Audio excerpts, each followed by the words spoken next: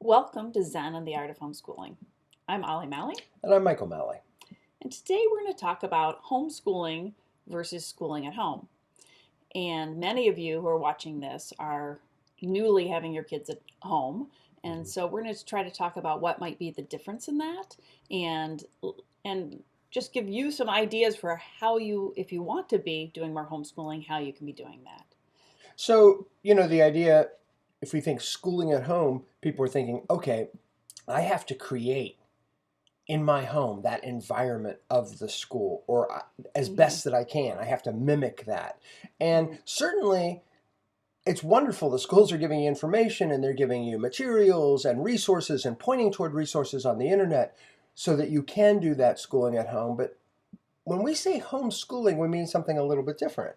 It's a lot more of parent driven, what the curriculum that you're going to be using, in a combination with child driven things that Hmm. are interesting to the children. And our daughter, who our granddaughter is in kindergarten, and she's actually sent me what the teacher has sent her, and it's fabulous activities that the teacher is sending for parents to do.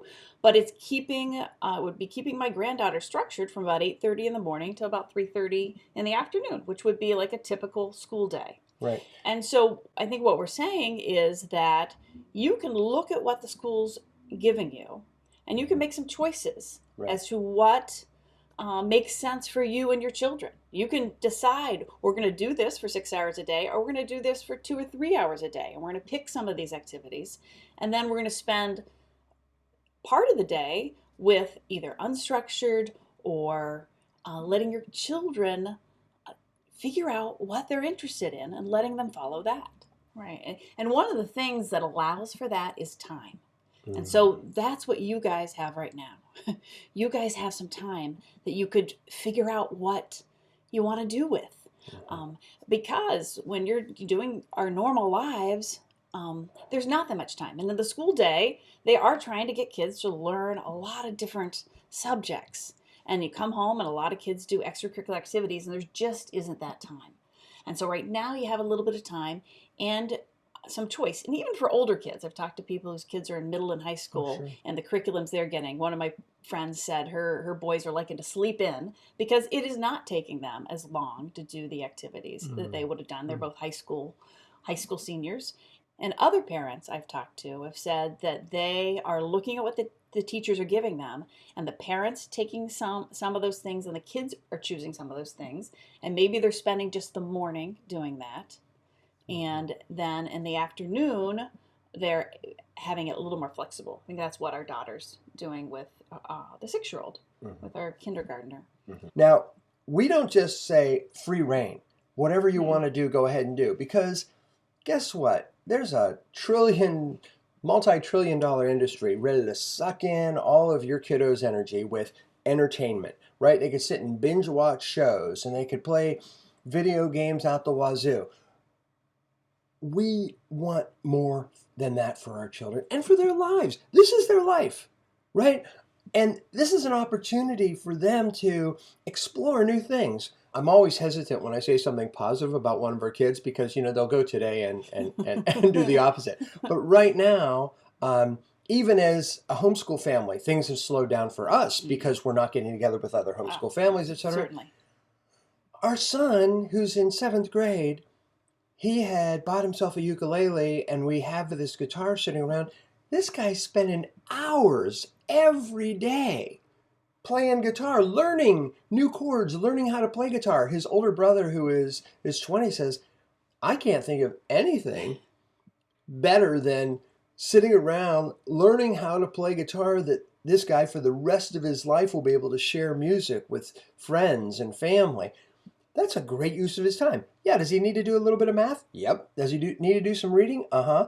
But Mm-hmm. there's an example of going with an interest. It could be cooking. It could be, birding. It could Yeah. be so many different things. And it might be math, right? You might have a kid who's like, oh my Mm-hmm. gosh, I really want to go much further than we went with our class. So there's so many options here. It might be reading. Our daughter, when she was between the ages of 9 and 12, she dove into reading like Mm-hmm. that and would just read for hours and hours to the point that we had to stop her from reading Yeah. some.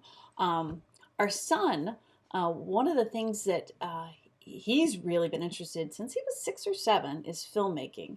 And I think actually one of the reasons he said is that we would not let him watch TV, play video games. One of the ways he could interact with technology that was okay with us is we had a video camera. And he started making movies with his cousin and with his siblings and his friends, and then started doing. Oh, go ahead. Were you going to say the Legos? Well, I'll let you talk No, no, about it. no. Go ahead. So then he started doing Lego animation. Uh, he would spend hours at a time making up stories and putting the Legos together, and then using the video camera or a regular camera to do Lego animation. That turned into claymation, which we had watched the Wallace and Gromit and the Shaun the Sheep claymation fabulous videos, if you want to see them. And then ended up making movies with friends. And he's now a film major in college, a sophomore in college. And so that passion has continued. Spent hours on that. When he was in high school, he used to arrange a schedule. He would get up and he would do his schooling in the morning. He would get up sometimes really early, 5 or 6 o'clock in the morning, get his schooling in the morning so he could be all done by noon. And so the rest of his day could be his choice, filmmaking or other things that he wanted to do. Right. And that focus too, whether you ultimately stay with that, allowing your child to focus and really go deep, whether it's ukulele, a guitar, whether it's filmmaking, whatever it else might be, even if they don't stick with that particular focus in life, they're learning how to focus for extended periods of time on one area to work out the kinks, to develop things. Our eldest daughter was into swimming. She was so disciplined with her swimming, having to get up for her school. That was in a regular school, having to get up and go early in the morning, and she never missed a practice. And when you put that focus into something, whatever it might be, when you put that focus in, you can take that, and even if our son ultimately decides to do something other than filmmaking, he'll be able to take that same focus and put it in something else. Our younger son, who's right now so focused on guitar and ukulele, he can take that focus and put it into something else in his life. So part of it is learning how to learn, right? Learning how to give your energy to something.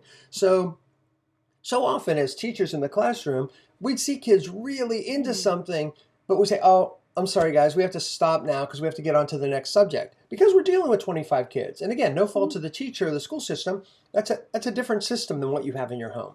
So when you see them interested in something and they're going for it, they can go further and further. But it will take some time too, right? Right. So there's gonna be probably with your kids some relearning.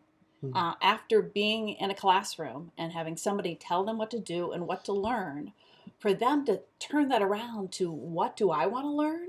That I have this time and what do I want to learn? That might be hard for them. And we encourage you to, one, give them some time to just kind of be bored and to think about that. Um, Also, spending time outside and doing things as a family, and you kind of showing them some of your interests, and you may be learning some new things now too, that you have some time at home, that all those things might help them to think about what they might be interested Right. in. But Right. it might take some time. We're not saying that your kids are going to find a passion tomorrow and dive into it, although they might. Right. I think one of the things we may be saying is that it is at times better for your child to be bored for a while, frustrated a little bit. There's learning in that frustration, Mhm. than entertained. Mhm. Oh my gosh, okay, they've worked hard, now they need to be entertained. They need to watch that movie for the umpteenth time. They need to be able to sit and do video games for this many hours. Sure, you can have a little bit of that kind of stuff, but what are we here for? What are your kids here for? Are we here to just to sit back, to be couch potatoes and be entertained? No, we're here to engage the world. We're facing great problems here. And obviously, the thinking ahead on this was not very great. We need people who are thinking deeply, who are thinking imaginatively. We're going to run into all sorts of problems in the future on this planet, in this country, in this world. We want people who are thinking deeply, who are creatively thinking. That's going to be good for all of us. And it's also like, what are we here for? What are we here to do with the time that we have? So, in summary, homeschooling versus schooling at home. Homeschooling is when you and your children together can choose the kind of activities that you're doing. Some of them may be standard schooling, some of them maybe just letting them choose on their own what they're interested in.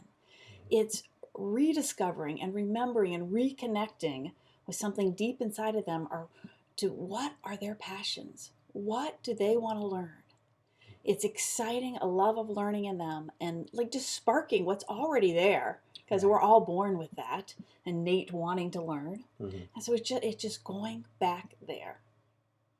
So we invite you to homeschool.